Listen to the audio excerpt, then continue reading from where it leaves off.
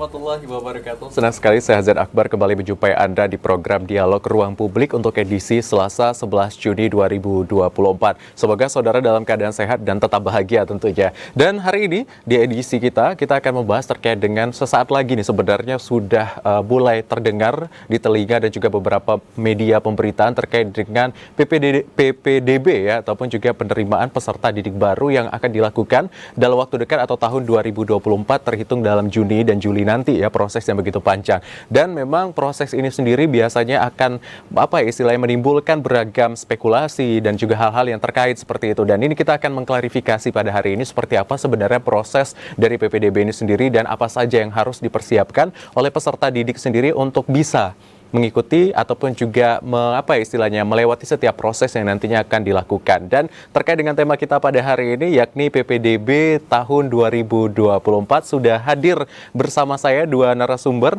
Yang satu akan saya sapa terlebih dahulu, ini ada Bapak Mawardi selaku Kepala UPTD BTIKP Dinas Pendidikan Provinsi Jambi. Selamat sore Pak Mawardi. Sore Mas, selamat sore. Sehat Pak Mawardi? Alhamdulillah sehat. Alhamdulillah sehat ya. Jadi nanti kita akan langsung bertanya dengan Pak Mawardi sebenarnya seperti apa sistem, kemudian juga proses dan langkah-langkah yang harus dilakukan. Baik itu mungkin dari sistem ketenagaan ya sendiri, pihak sekolah, ataupun juga nanti dari orang tua dan murid sendiri ya Pak ya. Okay. Baik, dan selanjutnya ini nggak kalah cantik ya, hari ini kita ganteng berdua Pak. Nah, udah bergabung bersama kita, cantik dengan warna hijau hari ini. Ada Dr. Yanti Ismiyanti selaku pengamat pendidikan. Selamat sore Ibu. Selamat sore, senang sekali bisa bergabung dengan TPRI Jambi yang selalu luar biasa. Selalu luar biasa, untuk kesekian kalinya ya Bu ya.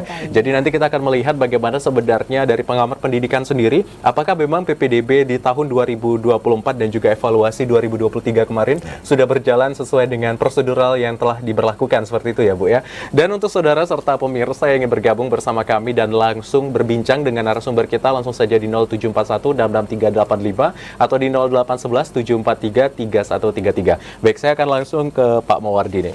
Pak, kita mengetahui memang PPDB ini sendiri adalah proses yang panjang seperti itu. Karena memang yang dilewati begitu banyak, kemudian juga ada prosedur, ketentuan dan lain-lain. Sejauh ini proses PPDB 2024 sudah di tahap mana Pak? Baiklah Mas, mungkin selamat sore. Assalamualaikum warahmatullahi wabarakatuh. Saya ingin menyapa penonton dulu Bu. Jadi baik, PPDB saat ini sudah masuk dalam proses pendaftaran, yaitu dimulai tanggal 10 kemarin. Itu jadi kita bagi dalam 2 tahapan. Untuk tahap pertama itu tanggal 10 Juni sampai 14 Juni. Itu adalah untuk jalur afirmasi dan jalur perpindahan tugas orang tua. Lalu nanti di tanggal 17 sampai dengan tanggal 25 itu adalah di jalur prestasi dan zonasi. Nah, seperti itu. Mungkin seperti itu, Mas. Baik, berarti ada 2 jalur ya sejauh ini ya? 2 tahapan. 2 tahapan, ya. Terkait dengan beberapa jalur. Ada tadi jalur perpindahan, kemudian juga ada zonasi dan prestasi. Zonasi, prestasi. Ini yang biasanya cukup menimbulkan pertanyaan juga sebenarnya sistem dan lainnya seperti apa. Nanti kita akan bahas seperti itu. Nah, siap. Kita melihat Bu, bahwa memang PPDB tahun 2023 yang lalu sudah kita lewati secara bersama. Apakah ada evaluasi atau hal-hal yang ingin disampaikan? Setiap tahun ajaran baru yang panik itu orang tua. Ya Pak ya? Ya, benar. Ya, karena bukan hanya ingin sekolah yang terbaik buat anak-anaknya, tetapi juga ingin transparansi. Sebenarnya yang diperlukan adalah transparansi saja. Ketika masyarakat mengetahui transparansinya jelas, kemudian langkah-langkah step serta hasilnya jelas, saya kira tidak akan ada banyak dilema di tengah masyarakat. Nah, mungkin ini salah satu masukan juga Pak ya dari kita sebagai pendidik bahwa bagaimana pentingnya transparansi ketika penerimaan mahasiswa baru atau CPDB ya Pak ya? PPDB sekarang Pak ya, kalau dulu calon ya Pak ya. Nah, karena orang tua ingin sekali bahwa ketika mereka memang berada di zonasi yang memang dekat dengan lingkungan mereka itu, berharap banyak anak-anaknya itu bisa tercover dengan sekolah. Semoga saja bahwa apa yang sedang diusahakan oleh pihak Diknas sekarang itu bisa berjalan maksimal. Itu masih kita lihat lagi seperti apa, karena tetap pasti ada kekurangan dan sebagainya, itu pasti ada. Tetapi 2023 sejauh ini kalau saya lihat memang masih ada beberapa kekurangan, cuman tidak riaknya itu sudah agak tidak terlalu bergemuruh seperti yang sebelumnya, karena kalau baru-baru dulu memang agak panik semua orang, khususnya orang tua ini. Ya, saya kira itu saja. Baik, berarti memang ada beberapa catatan ya, seperti memang tahun-tahun sebelumnya ada hal-hal yang berhubungan dengan ketidakpastian beberapa transparansi, zona, transparansi dan lain-lain. Nah, kita akan tanya dulu Pak Mawardi, sejauh ini persiapan, tadi kan sudah ada beberapa proses seperti itu ya Pak, persiapannya sudah berapa persen untuk menyambut PPDB 2024? Kalau saat ini harusnya persiapan sudah 100%, karena kan proses sudah berjalan. Mungkin riak-riak kalau sekarang nih belum nih Bu, karena kan sekarang baru jalur afirmasi dan jalur pemindahan tugas orang tua. Nah, biasanya yang sering jadi masalah itu pada saat jalur zonasi. Nah, jadi untuk saya jelaskan sedikit, mungkin kemarin itu masalah sosialisasi terkait dengan zona ini belum tersampaikan dengan baik dan benar. Nah, sekarang ini ya kebetulan juga saya diundang, saya ingin menyampaikan terkait dengan zona ini. Jadi untuk Provinsi Jambi, zonasi itu kita bagi jadi 3. Zona 1, zona 2, dan zona 3. Itu tapi tidak semua ya. Jadi ada yang wilayah itu hanya zona 1, ada yang zona 1, zona 2, dan ada yang zona 1, 2, 3. Itu tergantung wilayah, berdasarkan wilayah dan titik sekolah yang akan dituju. Jadi begini, saya asumsikan seperti ini. Misalnya kayak wilayah di pasar. Di pasar itu kan tidak ada SMA yang dekat Bu. Jadi mau tidak mau pemerintah Provinsi Jambi harus mengakomodir, karena kan mereka punya hak yang sama. Anak-anak di sana punya hak yang sama untuk ikut merasakan pendidikan. SMA kan minimal sekarang 12 tahun ya. Nah, jadi karena dia tidak ada wilayah SMA yang ada di dekat wilayah, jadi kita masukkan dia ke zona 2 atau zona 3. Tentunya setiap zona ini tidak bisa diadu. Misal kalau SMA 1, zona 1-nya tuh tanah, Pangpat Sipin, itu zona 1 aja diadu sesama zona 1, sedangkan zona 2-nya diadu juga jaraknya berdasarkan zona 2, begitupun juga di zona 3. Jadi jangan khawatir ya kalau zona 3 nih, karena dia jauh, nggak mungkin nih kami bersaing sama zona 1, ya memang nggak mungkin, makanya kita pisah kamar-kamarnya seperti itu. Baik, berarti sudah jelas saat ini zona 1 sesama zona 1 akan diuji seperti itu untuk mendapatkan kursi atau posisi kuotanya, memenuhi kuota. Baik, benar kuota dan lain. Nah, tadi menarik nih, Pak Mawardi di awal sudah menyampaikan bentuknya adanya sosialisasi dan juga edukasi. Sejauh ini seperti apa sosialisasi dan edukasi yang disampaikan ke masyarakat? Baik, sosialisasi karena ini menjadi salah satu tugas kami di Betik, itu memang kami sudah melakukan sosialisasi seperti terakhir itu bulan April. Saya lupa pasti tanggal 23 atau tanggal 24 kita mengundang seluruh camat dan lurah sekota Jambi. Ini kan karena memang yang paling rawan Bu kan di kota Jambi. Kami mengundang untuk menyampaikan zonasi hasil usulan dari kepala sekolah, apakah ada masalah di zonasi tersebut gitu loh. Nah, di sana kami dapat masukan ada beberapa zonasi yang tidak pas, kami komunikasikan kembali ke kepala sekolah untuk diusulkan kembali ke Disdik seperti itu. Itu sosialisasi pertama. Terus kami juga ada melakukan semacam semacam iklan lah di website kami Bu, kami sampaikan juga. Terus kami juga di Betik ada produksi podcast. Jadi podcast ini mungkin termasuk hari ini sudah 2 kali membahas tentang PPDB. Pertama tentang kebijakan PPDB, yang tadi tentang teknis pendaftaran PPDB seperti itu. Terus terakhir ada sosialisasi langsung tim dari kami untuk turun ke lapangan Bu, untuk menyampaikan tentang PPDB ini baik di kota Jambi maupun di kabupaten kota di sekolah-sekolah seperti itu. Baik, berarti sekarang memang sudah ada bentuk yang dikeluarkan seperti itu ya Pak ya. Jadi memang masyarakat bisa mengakses beberapa tadi indikasi ataupun informasi yang dihadirkan oleh Dinas Pendidikan sendiri, dan jadi nanti tidak ada lagi kebingungan seperti itu ya Pak harapannya. Nanti tapi kita akan bedah lagi secara dalam baik tentang proses dan lain-lain sama Bu Ismianti juga nanti ya Bu, tapi tahan dulu ya Bu ya. Saya mau tanya nih, sebenarnya udah nggak sabar, tapi kita tahan dulu, ada jeda ya. Usai jeda kami masih akan kembali tetap di Dialog Ruang Publik.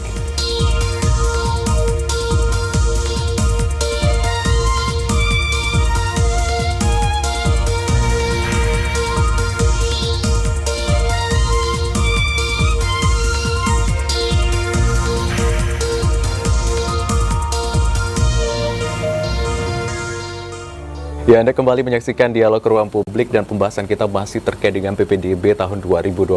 Tadi sudah disampaikan oleh Pak Mawardi bahwa memang saat ini Dinas Pendidikan sudah berusaha semaksimal mungkin untuk menghadirkan informasi terkait dengan penyelenggaraan PPDB tahun 2024. Jadi memang bisa diakses di beberapa situs terkait ya Pak ya. Ya. Dan tadi kita sudah mendengarkan Bu Ismianti, bagaimana sebenarnya proses ini sudah dikemas semenarik mungkin dari Dinas Pendidikan. Nah, sejauh ini apakah memang tadi sosialisasi yang telah dihadirkan, penilaian dan lain-lain yang memang dihadirkan oleh Dinas Pendidikan ini sendiri sudah dapat berdampak positif atau belum? Karena ini baru berlaku ya Pak ya, yang semua secara online ya Pak semua. Ini kan baru berlaku 2024. Nah, artinya tidak semua juga orang tua itu memahami tentang teknologi. Itu juga sebagai satu kendala ya. Artinya oke lah anak-anak bisa daftar online, tapi kan kadang ada orang tua juga kan Pak yang harus kliknya kan. Nah itu juga sebagai salah satu kendala. Kenapa? Karena tidak semua orang paham teknologi. Tetapi karena kita tidak bisa juga menapik bahwa teknologi itu sudah menjadi bagian dari sistem pendidikan kita.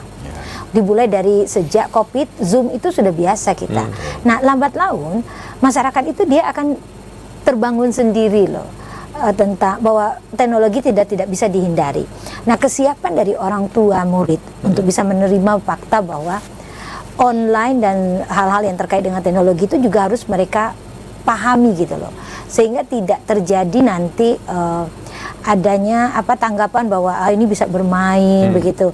Karena dinas saya yakin bahwa menghindari hal seperti itulah, bahwa ada persepsi masyarakat yang menganggap bahwa semua bisa diatur. Nah itu dengan adanya program yang baru yang diterapkan oleh pemerintah itu ingin meminimalisir hal-hal seperti itu ya Pak ya, dan itu salah satu langkah yang luar biasa. Nah tinggal sekarang bagaimana kesiapan masyarakat kita sendiri menghadapi era pendidikan yang menggunakan teknologi.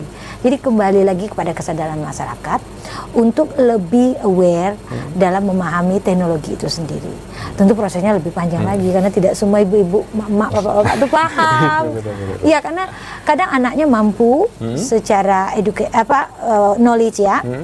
Orang tuanya juga mampu secara finansial, belum tentu juga paham teknologi, maaf. Jadi memang tapi kalau anak-anak sekarang mereka yang biasanya memandu orang tuanya, saya yakin itu. Jadi ya kita harus positif, kita harus optimis bahwa program ini akan berjalan lancar dan bisa membangun paradigma baru pendidikan di Indonesia, khususnya zona-zonasi yang selalu menjadi dilema itu Pak ya. Ya, saya kira itu saja. Baik.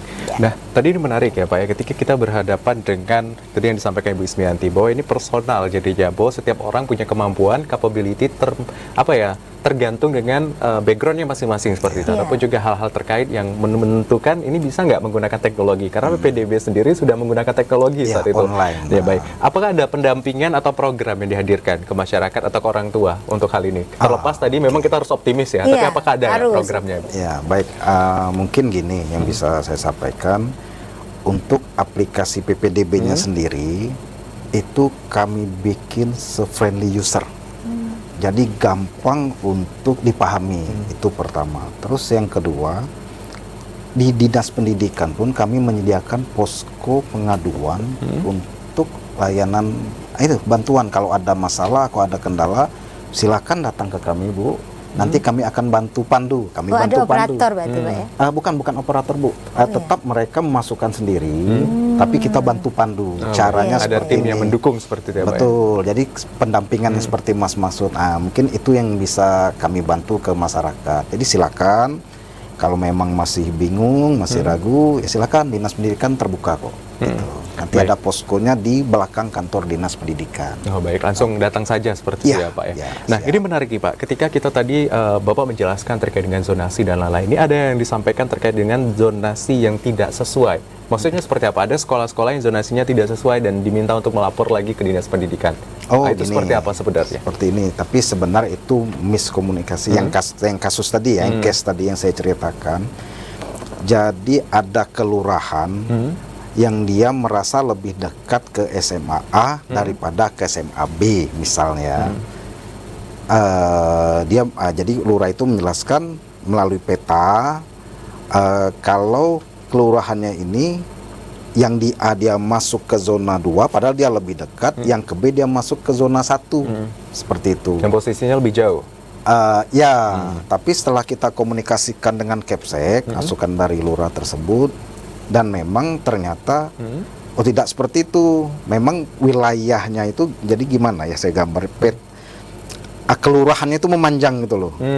Jadi ya kalau yang sebelah sini dekatnya ke B, yang ini memang dekatnya ke A gitu. Tapi mungkin ada kekhawatiran dari lurah itu seperti yang saya sampaikan tadi, bahwa yang masuk ke zona 2 tidak akan diadu ke zona 1 seperti itu. Mungkin kekhawatiran lurahnya aja seperti itu, Mas. Baik, dan ini sebenarnya kita juga menarik nih ketika membahas zonasi. Memang tadi sudah disampaikan bahwa zonasi ini sendiri akan dihadirkan terkait dengan ya satu zonasi akan berhadapan dengan zonasi yang sama. Sebenarnya penentuan jarak zonasi ini seperti apa? Dari sekolah yang bersangkutan, berapa kilo, berapa meter, dan apa kriterianya, Pak? Oh tidak, jadi bukan berdasarkan ya jarak menjadi patokan untuk penentuan peringkat. Tapi untuk wilayah, penentuan wilayah itu kalau menurut peraturan itu kan harus seperti obat nyamuk. Nah, cuma kan kendala di Provinsi Jambi, jadi benar-benar murni radius, Mas ya. Tapi kan kendala di Provinsi Jambi yang seperti saya sampaikan sebelumnya, bahwa ada beberapa wilayah yang tidak mempunyai sekolah yang terdekat.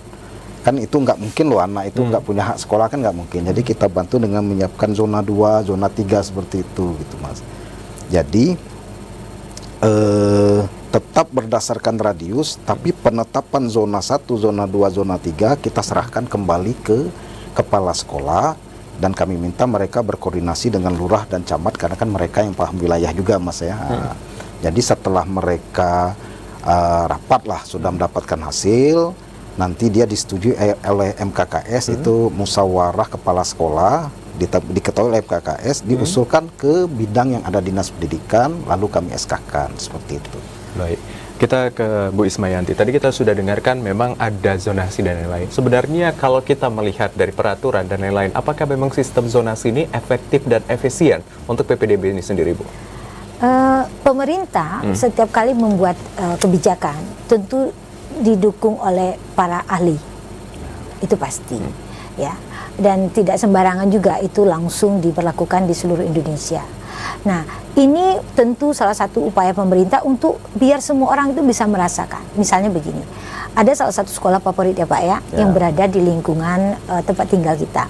Dulu itu kan hanya orang-orang tertentu saja yang bisa masuk selain memiliki kemampuan akademik yang tinggi. Kadang zaman dulu ya Pak ya, orang tuanya mampu secara finansial, sehingga favorit itu dalam arti begini, tidak hanya favorit di sana orang-orang mampu berkumpul anak-anaknya, tetapi juga favorit dalam arti kegiatan sekolahnya itu agak lebih daripada yang lain dan prestasi yang dicapai.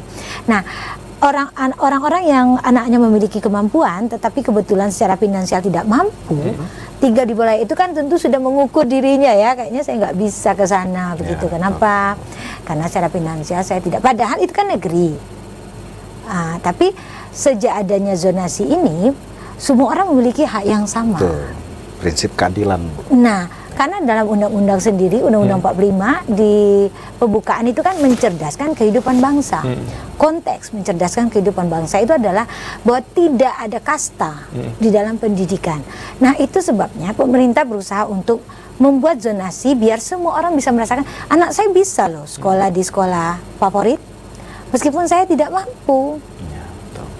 Nah, kita sangat berharap sekali, apalagi beliau sekarang sebagai pimpinan, untuk memantau, maaf ya Pak ya, untuk memantau terus semua proses dalam PPDB ini, sehingga masyarakat, meskipun nanti pasti selalu ada kekurangan, tapi proses ini akan menunjukkan ketika semua orang berkontribusi yang terbaik dengan niat yang baik, saya kira tidak ada yang tidak bisa kita lakukan.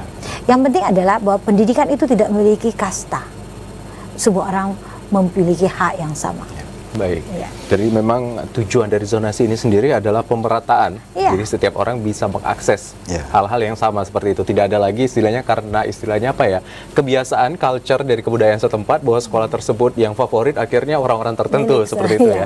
Nah, kalau kita membahas tadi zonasi, kemudian ada afirmasi, pindah tugas orang tua dan lain-lain, presentasinya berapa persen Pak untuk pemasukan dari kuota masing-masing sekolah ini sendiri? Ya, baik, untuk masing-masing jalur afirmasi itu totalnya diterima 15%. 15%. Sedangkan untuk perpindahan tugas orang tua itu 3%, jalur prestasi 27%, dan jalur zonasi itu 55%, sebesar itu. Baik, berarti memang sudah ada kuotanya masing-masing ya, Pak? Kuotanya masing-masing, Sekarang, jadi ada kamarnya masing-masing. ada kamarnya masing-masing, jadi tidak akan tertukar seperti itu ya Pak ya, dengan harapan memang semua orang punya tempat yang sama. Nah, kita membahas lagi, ketika memang setiap orang ini sudah ada tadi, disampaikan dengan Pak Mawardi, ada kuota, posisi, afirmasi, zonasi, dan lain-lain. Ketika kita melihat situasi pendidikan saat ini, apakah wahana atau sekolah di Jambi ini sendiri sudah mencukupi tidak untuk peserta didik yang ada di Jambi menampung jumlah sekolah dan lain-lain, seperti apa?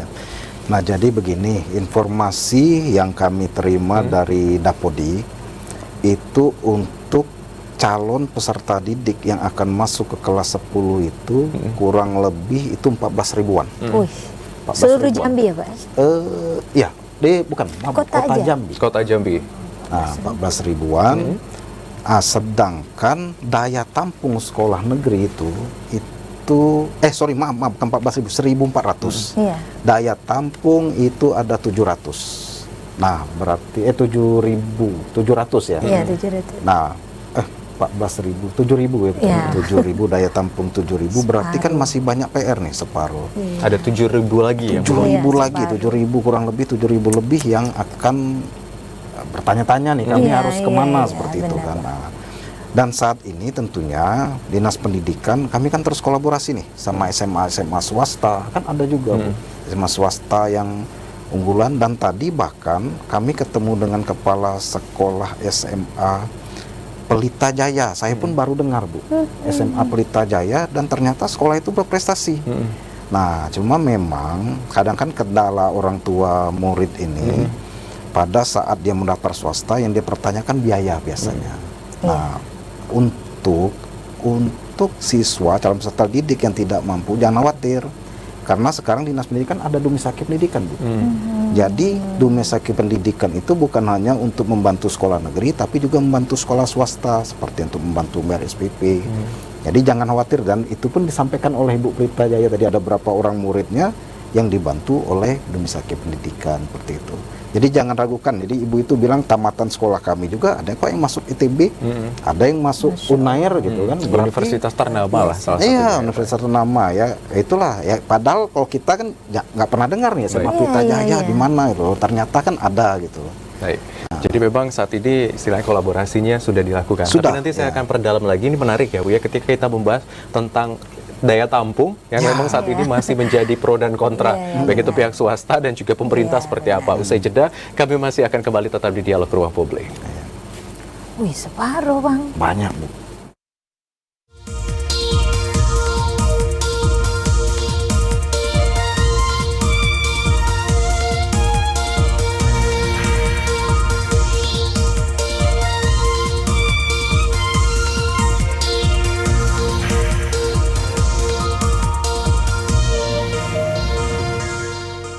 Ya, terima kasih saudara Anda kembali menyaksikan Dialog Ruang Publik, dan pembahasan kita masih terkait dengan PPDB tahun 2024. Tadi sudah sama-sama kita dengarkan bahwa memang sedemikian rupa sudah dibentuk seperti itu sistemnya, dengan harapan tahun 2024 ini sendiri dapat terselenggara lebih baik lagi, dan di masa yang akan datang akan lebih upgrade lagi seperti itu ya Pak ya. Nah, tadi kita sudah dengarkan Bu Ismianti bahwa memang ada istilahnya pembagian kapasitas dan lain-lain. Kalau kita membahas tentang daya tampung sekolah yang ada di Provinsi Jambi ini seperti apa? Tapi kita tahan dulu ya Bu ya. Sepertinya ada udah telepon menghampiri kita. Baik, kita angkat terlebih dahulu. Halo, selamat sore. Selamat sore Adik Akbar. Baik, ini dengan Pak Yudi di Telanai. Sangat betul. Baik. Baik Pak Yudi, silakan Pak Yudi. Pak Yudi itu selalu Pak. Setiap acara. Bung Adik Akbar, contoh pos dari Jambi dari Tito. Sebelum saya coba menanggapi apa yang sudah dibicarakan masalah PPDB 2024 ini, saya coba menyapa yang terhormat Bapak Ibu narasumber ya, yang berkompeten di bidangnya. Saya hormati. Mohon maaf saya tidak bisa menyebutkan nama satu-satu, namun tidak mengurangi rasa hormat saya karena waktu. Sedikit sekali waktu saya. Baik. Pertama, sebelum saya masuk ke persoalan PPDB 2024 ini, saya mendengar apa yang sudah diarahkan oleh Bapak Gubernur kita, Bapak Aris ya, bahwasanya beliau berpesan PPDB untuk SMA, SMK, SLB yang membawai provinsi ini ya tentu harus bersih, berintegritas, serta tidak ada masalah. Yang paling penting lagi adalah tetap mengedepankan transparansi sesuai dengan Undang-Undang 14 tahun 2008 tentang keterbukaan informasi publik. Itu penting karena kita sudah era keterbukaan, jadi tidak ada lagi yang tertutup. Nah, kembali kepada PPDB 2024 judul kita pada sore ini, bahwa yang menjadi stressing bagi saya adalah sistem zonasi. Nah, zonasi ini sudah cukup membaik ya dari tahun ke tahun sampai hari ini. Bahwasanya karena setahu saya sudah ada perdanya. Yang berikut ya sudah juga ada satgas PPDB-nya. Karena zonasi ini kerjasama antara Dikbudristek dengan Kementerian Dalam Negeri. Nah, cuman kalau kita lihat di lapangan di daerah-daerah ini tidak berjalan seperti apa yang dimaksudnya, tidak maksimal gitu pengawasannya, seolah sekolah tidak diawasi gitu. Nah, ini yang perlu dievaluasi. Nah, di era teknologi jelas lah sudah harga mati nih. Pemerintah sudah menerapkan sistem penerimaan siswa baru ini ya dengan OSS, jadi online single decision. Itu untuk mengatasi tidak ada lagi titipan, jatah, kedekatan orang-orang dalam, termasuk permainan di zonasi. Saya tidak sependapat dengan Ibu Dokter tadi bahwa malah anak-anak milenial sudah mengajari orang tuanya.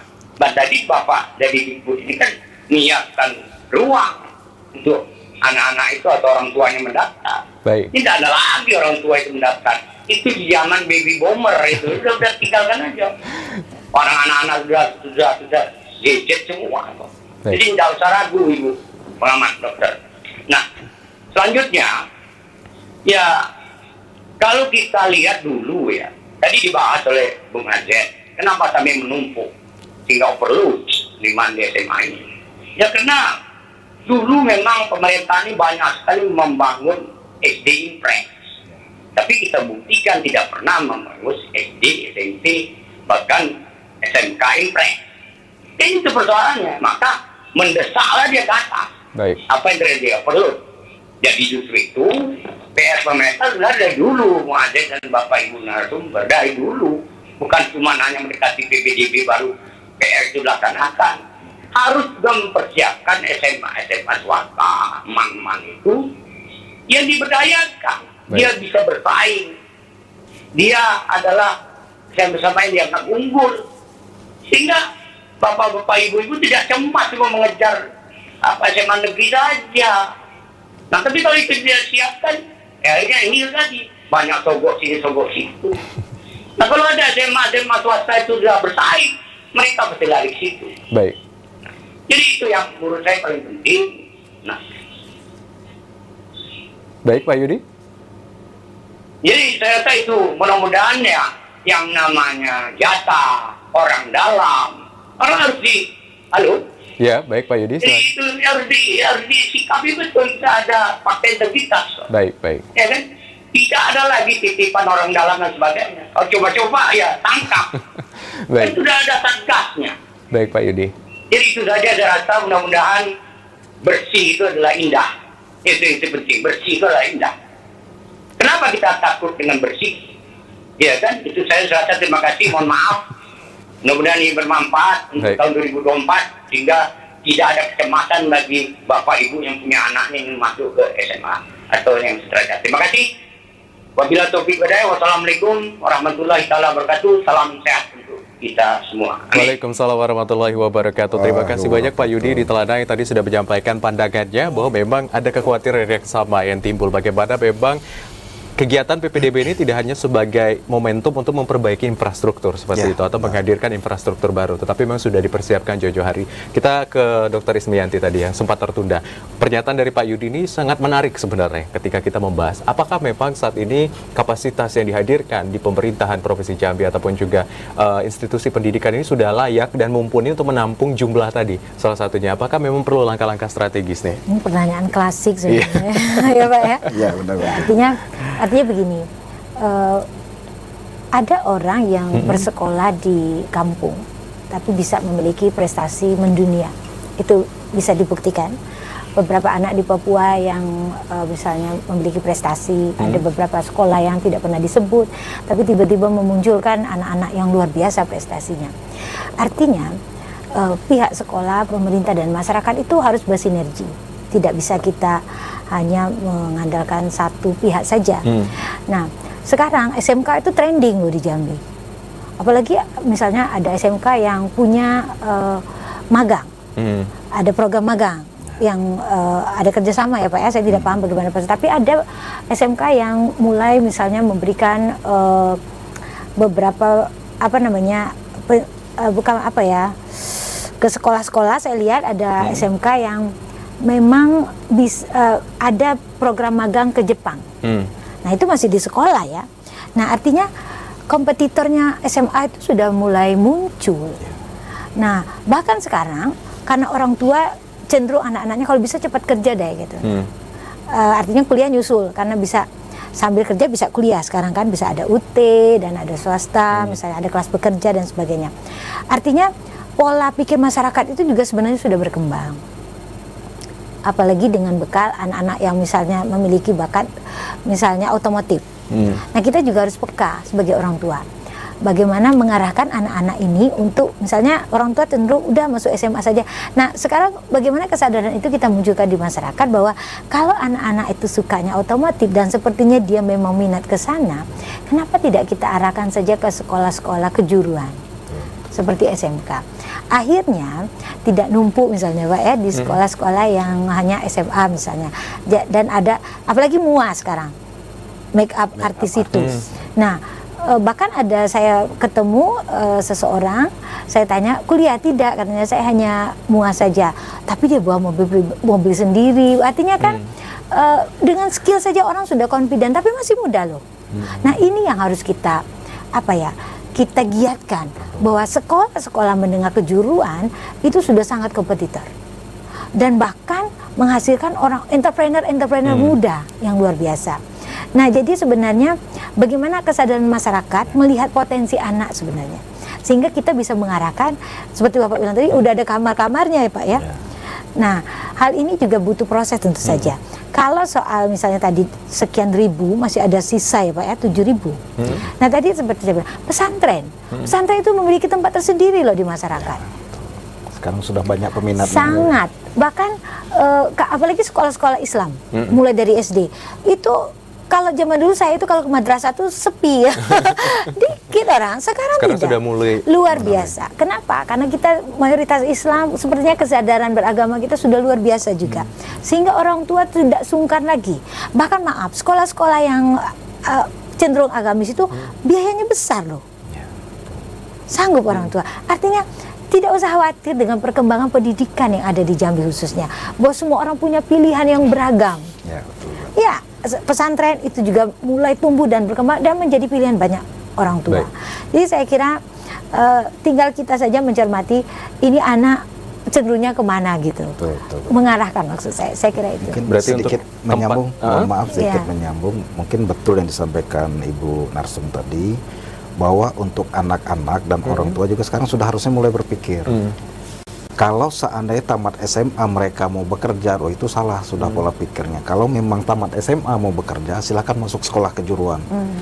Karena kalau diadu nanti di dunia kerja, anak tamat SMA dan anak tamat kejuruan, tentu lebih unggul kejuruan, kasihan yang anak SMA seperti itu. Jadi memang benar kata Ibu tadi, kita pola pikirnya sudah harus kita rubah saat ini, seperti itu. Baik, ini menarik ya ketika memang tersedia banyak pilihan seperti itu. Tidak hanya sekolah negeri, tetapi juga ada sekolah swasta, keagamaan, kejuruan, dan lain-lain yang bisa menampung sebenarnya. Nah, tapi seperti apa sebenarnya dari Dinas Pendidikan sendiri untuk memberikan sosialisasi ataupun juga program pemerataan? Karena khawatirnya muncul istilahnya sentimen ataupun juga perspektif di masyarakat bahwa jangan-jangan sekolah-sekolah yang tadi tidak disebutkan dalam kategori negeri adalah sekolah yang akhirnya menampung sisa ataupun juga istilah teman-teman yang tidak tertampung di sekolah negeri. Nah, ini seperti apa sebenarnya dari Dinas Pendidikan sendiri, Pak? Oh ya, terus memang ya itu kan stigma yang ada di masyarakat. Tapi sebenarnya seperti Nurul Ilmi lah. Nurul Ilmi itu kalau saya tidak salah itu awal-awal tahun mereka sudah buka PPDB, Bu.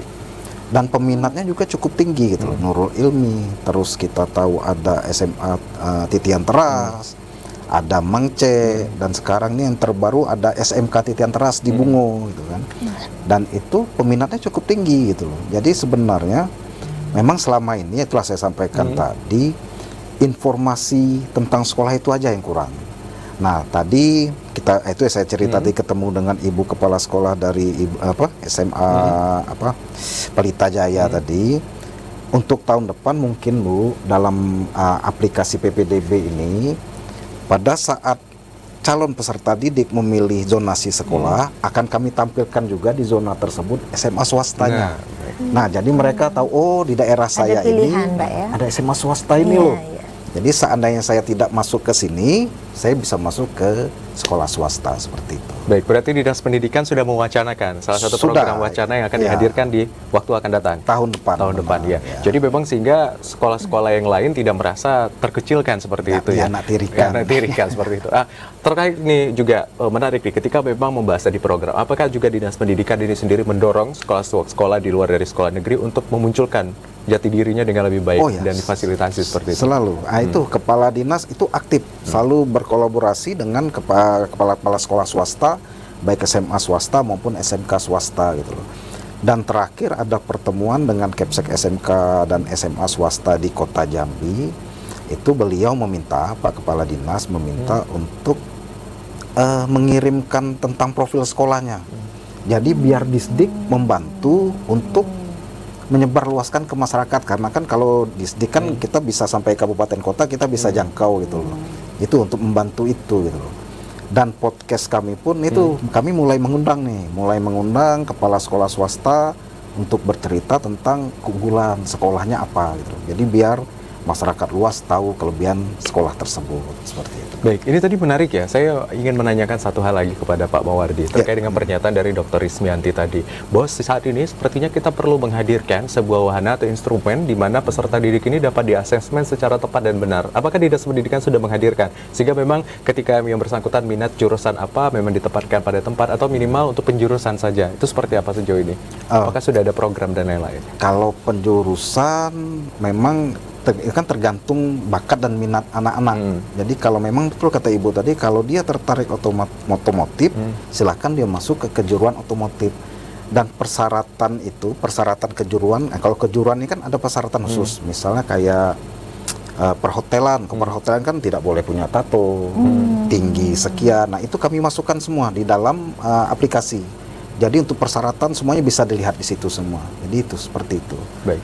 Tapi kalau untuk asesmen terkait dengan penjurusan di SMA seperti itu, apakah ada dikeluarkan? Karena saat ini sepertinya sudah complicated ya. Karena dulu ada IPA, IPS seperti itu. Sekarang ada ilmu alam, ilmu sosial. Itu seperti apa sebenarnya kalau terkait dengan PPDB ini sendiri, Pak? Kalau secara khusus saya rasa tidak ada. Tapi memang sosialisasi dari bidang SMK itu selalu rutin untuk ke SMP-SMP terkait dengan mendorong calon peserta didik masuk ke kejuruan yang sesuai dengan bakat dan minatnya. Karena kan kita nggak bisa maksa nih. Kalau kejuruan itu pasti dia harus tertarik dulu. Kalau nggak tertarik kan nggak mungkin dia masuk seperti itu.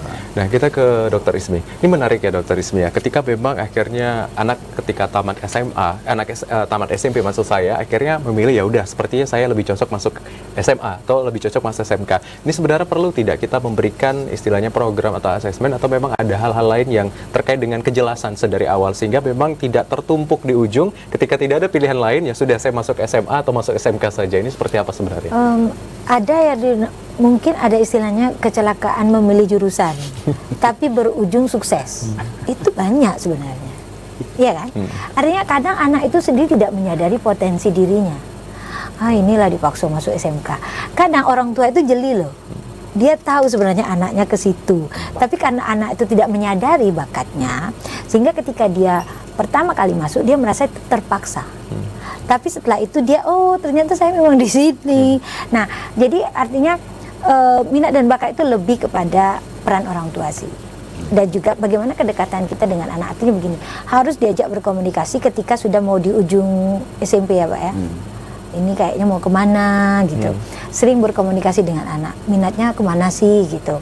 Nah, kalau budaya kita kan jarang sekali orang tua itu berkomunikasi seperti itu. Masih agak tidak semua orang seperti itu ya. Nah, tapi bukan berarti kita tidak bisa melihat minat dan bakat anak-anak. Tadi seperti yang Bapak katakan juga bahwa Disdik itu di Jambi ini sudah sangat luar biasa loh mempersiapkan diri menyambut PPDB yang sudah mulai bergulir ya Pak ya. Nah, karena apa? Mengantisipasi itu tadi. Mengantisipasi bahwa ada yang tidak tersalurkan begitu. Meskipun prosesnya masih sangat panjang. Dan tentu tidak mungkin mulus juga ya Pak ya. Pasti nanti ada temuan dan iya catatan. benar, tapi seperti yang saya katakan tadi bahwa sebaiknya anak-anak diajak berkomunikasi. Bahwa MUA itu sekarang maaf tidak hanya perempuan ya. Ya, artinya tidak hanya dia bisa buka dekor misalnya, ya kan? Jadi banyak sekali hal-hal yang bisa digali. Makanya SMK itu sekarang, saya melihat SMK itu juga sudah mulai tumbuh ya Pak ya. Iya, betul. Luar biasa loh SMK di Jambi. Baik. Hotel, itu kan artinya kita sebagai orang masyarakat harus melihat potensi di Jambi. Kok banyak sekali hotel? Kalau dipikir-pikir, ada enggak yang mau nginap kan gitu? Kenapa hotel menjamur? Dia butuh pegawai. Tentu peluang kerja yang paling besar itu anak SMK. Baik. Berarti memang Perhotelan. Baik, berarti memang saat ini perlu dilihat lagi bagaimana orang tua ini membantu juga, didampingin lagi dengan program-program dari pemerintah seperti itu ya Pak. Sambil mengamati perkembangan ekonomi yang tumbuh di Jambi. Kalau hotel menjamur, apa yang dia butuhkan? Betul. Orang-orang profesional di bidang. Ada kuliner. Nah, anak SMK punya peluang besar di sana. Baik, ini tadi menarik ya Dokter Ismi ya, ketika kita melihat memang pola perkembangan pendidikan di Indonesia mau tidak mau sekarang sudah memang luar biasa upgrade dan harus diimbangi, baik itu dari elemen orang tua, kemudian tenaga pendidik dan juga peserta didik sendiri. Nah, ke depan Disdik ini sendiri apakah ada wacana program selain tadi memasukkan elemen-elemen unsur misalnya tidak masuk di pilihan negeri, ada swasta, ada diarahkan dari, apakah ada lagi program atau wacana untuk PPDB tahun yang akan datang? Nah, PPDB tahun datang ya tentunya kita menunggu hasil dari PPDB ini. Itulah PPDB ini kan proses dan kita pun di Disdik terus mengevaluasi setiap tahun pelaksanaan PPDB. Bila ada masalah kita cari masalah di mana dan tahun depan coba kita perbaiki seperti itu. Ya paling itu baru masukan terkait dengan penentuan zonasi. Mungkin kita tahun depan kita rapikan kembali. Terus masukkan yang swasta tadi untuk jadi apabila anak-anak ini tidak masuk negeri maka dia udah tahu oh saya swastanya di sini seperti itu. Baik, seperti itu. berarti memang perbaikan pada tahun 2023 kemarin memang kisru yang muncul adalah terkait zonasi seperti itu. Tapi tahun ini sudah lebih diperbaiki lagi dan ditingkatkan. Sebenarnya kalau tahun kemarin sebenarnya sudah nggak terlalu hangat lagi karena kan zonasi ini kan awalnya orang pasti kaget. Baik. Dari sistem yang sebelumnya tiba-tiba ke zonasi loh kok anak saya nggak bisa sekolah. Jadi ada pemotongan tadi ya Pak, Nah, dan tapi kan lain-lain. ini berjalan sudah kurang lebih saya rasa sudah 7 tahun. Baik. Dan masyarakat pun akhirnya perlahan sudah mulai memahami proses seperti itu. Baik, jadi memang sudah ada prosedural yang sudah dijalankan dan harapannya memang semakin hari semakin bisa lebih baik lagi seperti itu ya. Dan memang PPDB dalam waktu dekat akan segera dilaksanakan, tapi kita akan nanti bahas lagi usai jeda, tetap di Dialog Ruang Publik.